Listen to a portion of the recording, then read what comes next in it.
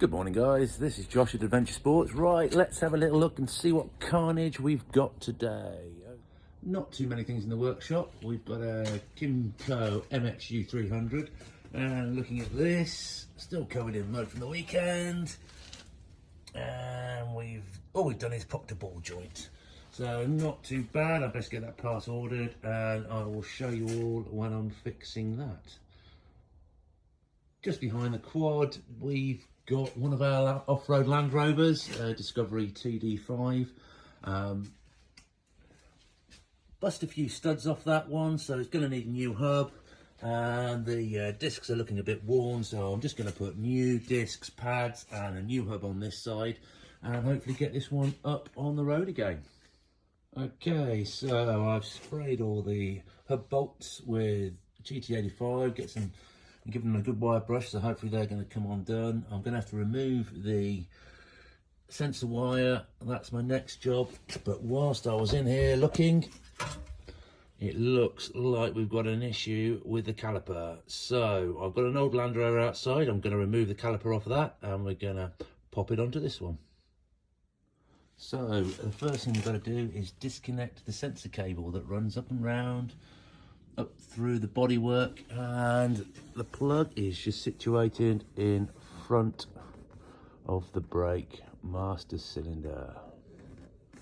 Once you've disconnected the plug, just pop up here, and all you're going to do is just going to pull the grommet off, pull the plug out, unclip it from all of these connections, and then you've got the cable disconnected, ready for the hub to be removed. Sometimes these bolts can be tight, so first of all we're just going to break all the bolts off with a breaker bar and then remove all the bolts. Okay, so all the bolts are out now. They came out fairly easily in the end. I've copper slipped them before, so they came out lovely and easy. Next we've got to remove the nut from the half shaft. We can discard the nut as that is the new. Hubs come with a new nut, so we're going to just release it slightly first, give the end a tap just to release the half shaft within the hub, and then we will remove the hub. And there you have it. I copper slipped everything, obviously the last time I changed the hub, and it's come apart really easily, so that's one thing to remember. Just make sure you copper slip everything when you put things back onto your Land Rovers, because they come back apart nice and easy. Okay, so here's all the faces nicely cleaned up. I've copper slipped them all, so if I have to remove this again, it will come apart nice and easily. Copper slip on the shaft as well, that's all be cleaned up, and there's the new bearing ready to go on. Okay, so that's the hub all secured, everything went in nice, everything's copper slipped. Just make sure that you knock the tab down on the shaft, just make sure the nut doesn't come undone, and then feed the sensor cable back up.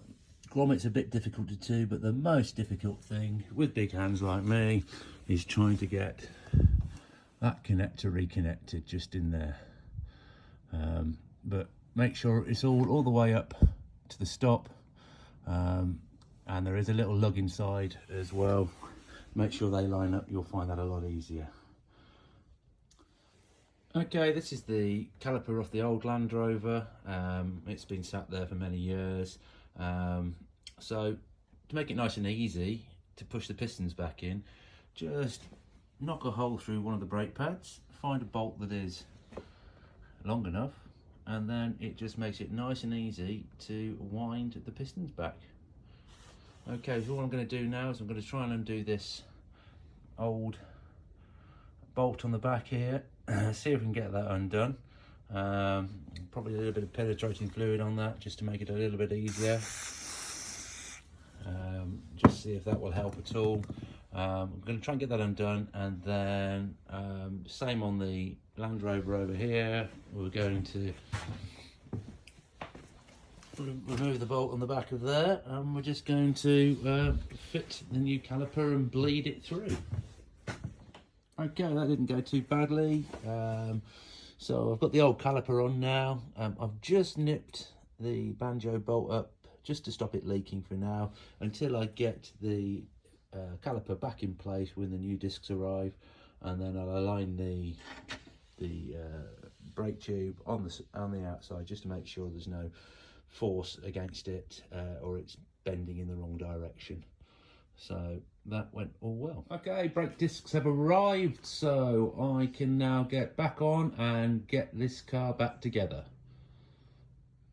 Okay, things to look out for. I'm just putting this back together. I've got the bracket for the caliper here, and these little sliders here where the caliper connects are meant to move in and out. What I've found is this one here is seized solid. So what I'm going to do is get an adjustable, pop an adjustable on here, just work it backwards and forwards until it loosens up. I can remove it, clean it out, copper slip on it and get it back in.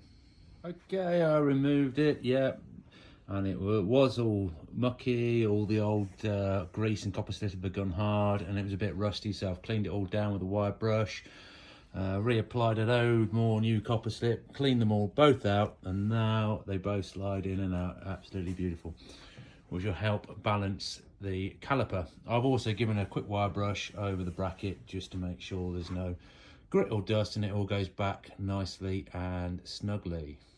Okay, the discs are on and I've remounted the bracket just so it's that's ready for the caliper. Now what we're going to do is just pop the brake pads in. One thing on the brake pads, make sure that they're not a tight fit.